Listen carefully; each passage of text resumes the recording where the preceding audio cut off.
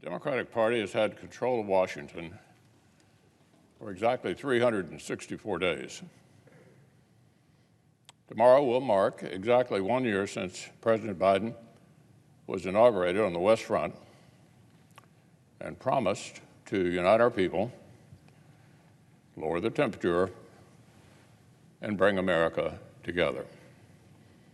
But today, the President and his party will try to use fear and panic to smash the Senate, silence millions of Americans, and seize control of our democracy.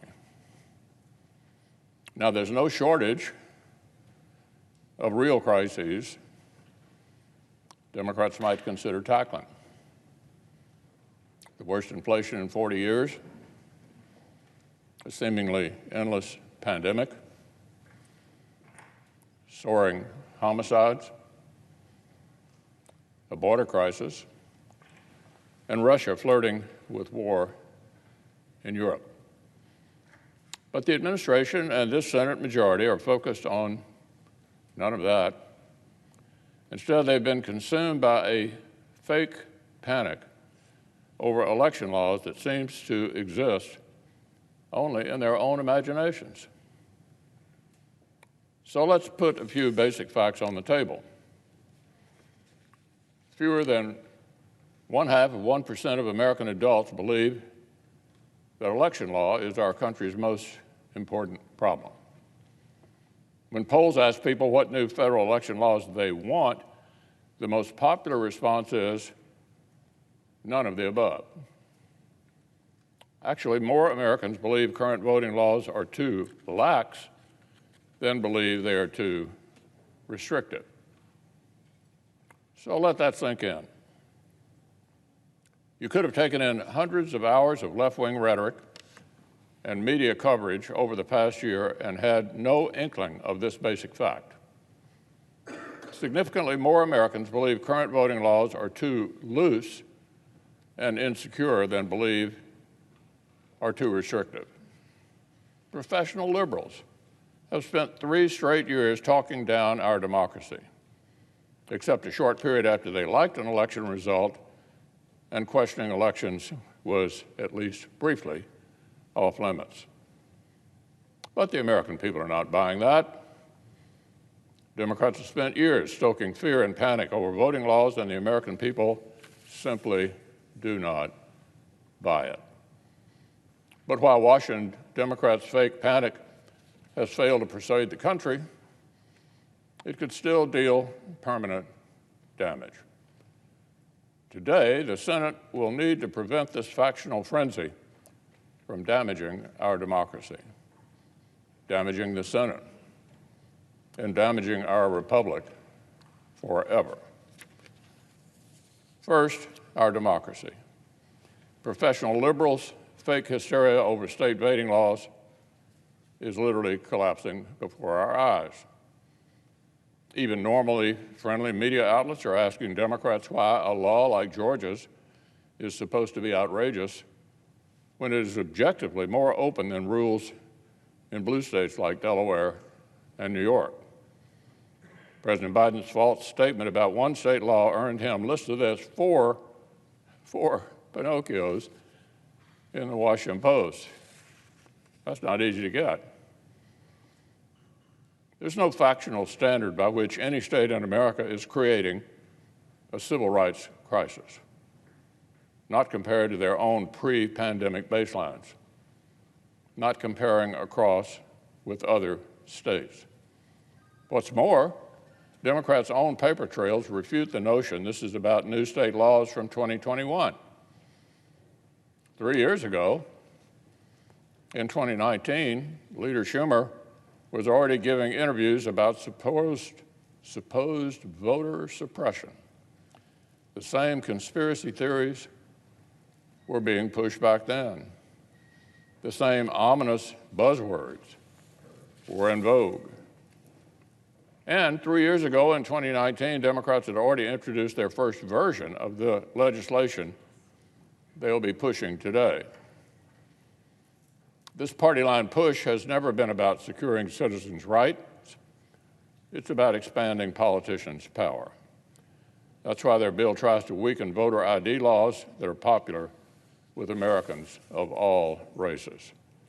It's why their bill is stuffed with strange policies that have zero relationship to ballot access. New powers for bureaucrats to police citizen speech online. New schemes where the federal government would directly fund political campaigns. This is not some modest bill about ballot access. It's a sprawling takeover of our whole political system. It was never even intended to attract bipartisan support. This partisan Frankenstein bill that House Democrats slapped together was intended to do one thing, just one thing only: give the Senate Democratic leader a pretext to break the Senate. Later today, this chamber will host a sad spectacle that has not been seen before in living memory. A sitting majority leader will attempt a direct assault on the core identity of the Senate. Our colleague from New York will try to kill the character of the institution he is supposed to protect and to serve. Now, the Democratic leader once said that breaking the rules to kill the filibuster would turn the Senate into a rubber stamp of dictatorship, make America a banana republic, and trigger a doomsday for democracy. But several years ago, with no connection to this particular issue, he began talking about shredding minority protections if he ever got power. And now he wants to press that doomsday button. The legislative filibuster is a central Senate tradition. It is the indispensable feature of our institution. It makes the Senate serve its founding purpose: forging compromise, cooling passions, and ensuring that new laws earn broad support from a cross-section of our country. The Senate is not supposed to be a duplicate House of Representatives with fewer members and fancier desks. This body is not supposed to amplify huge swings in federal law with every election. It exists to slow those swings and to bring stability. The legislative filibuster is the only reason the Senate provides what James Madison called a complicated check on improper acts of legislation. It embodies Thomas Jefferson's principle that great innovations should not be forced on slender majorities. Killing the legislative filibuster, any way it happened, would hugely damage the Senate. But doing so by nuking the rules would destroy the Senate. As I've explained at some length, this is true on the most practical level. A Senate in nuclear winter would not be a hospitable place for either side. As then Senator Obama explained a decade and a half ago, if the majority chooses to end the filibuster, if they choose to change the rules and put an end to democratic debate, then the fighting and the bitterness and the gridlock will only get worse. Please note that even in the Democratic leader's manufactured case, even when he presumably wanted the most persuasive theater he could possibly muster, the Senate will have only spent about a day and a half on this bill before he tries to ram it through. Since when does the Senate pass any significant bill in a day and a half, much less a gigantic elections overhaul? Our colleague is not trying to conclude an unending discussion that he cannot stop. He's trying to short-circuit a debate that he cannot win. This is just the kind of short-sighted power grab this body was actually built to stop. The case that most of our Democratic colleagues are making this week boils down to a claim that everything is somehow broken. The Senate is broken because they can't get everything they want. Our democracy is broken because Democrats sometimes lose elections. Entire states are broken because the voters vote the wrong way, and so their voices in this chamber should be totally silenced. Millions of American voters should be denied any say whatsoever in this chamber. Really? Really?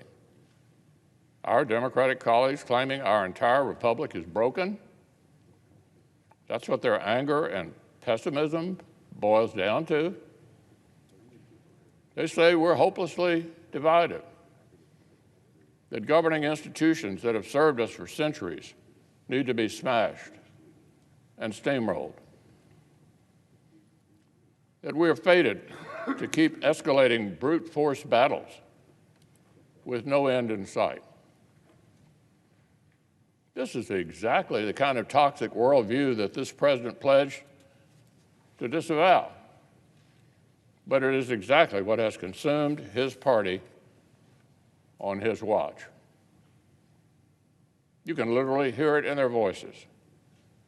In the last few days, our president and his top allies have been reduced to shouting angrily at reporters and at the American people. They are so certain they know best. How dare the rules? How dare the facts, the Republicans, and millions of voters all obstruct their unique wisdom? Well, the good news, Mr. President, is that the fear is false. The rage is misplaced. And today, factional fevers will not carry the day. The Senate is not broken. We've passed major bipartisan bills this year, and we've stopped partisan bills that lacked support. Exactly the mixture the framers imagined, and senators on both sides appraised until the last few months. Our democracy is not broken either. Citizens across America have ample opportunity to vote and say so to anybody who will listen to them. And our republic is not broken. Even with all the crises that Democrat policies have created, we remain fellow citizens who are blessed to live in the greatest country on earth. Today, it appears that a narrow bipartisan majority of senators will vote to save the Senate. With hope, with confidence, we will stand up and say that our institutions are worth protecting, that rules matter, that no American deserves to have his or her voice in this chamber silenced. But a partisan minority will do the opposite. They will try to smash and grab as much short-term power as they can carry. For both groups of senators, this vote will echo for generations. Before we part ways tonight, all 100 of us will have marked our legacies in permanent ink. Who will vote with hope and confidence in our people? And who will vote from anger, fear, and fake panic? Who will vote to protect checks and balances? And who will try to purchase power at any price?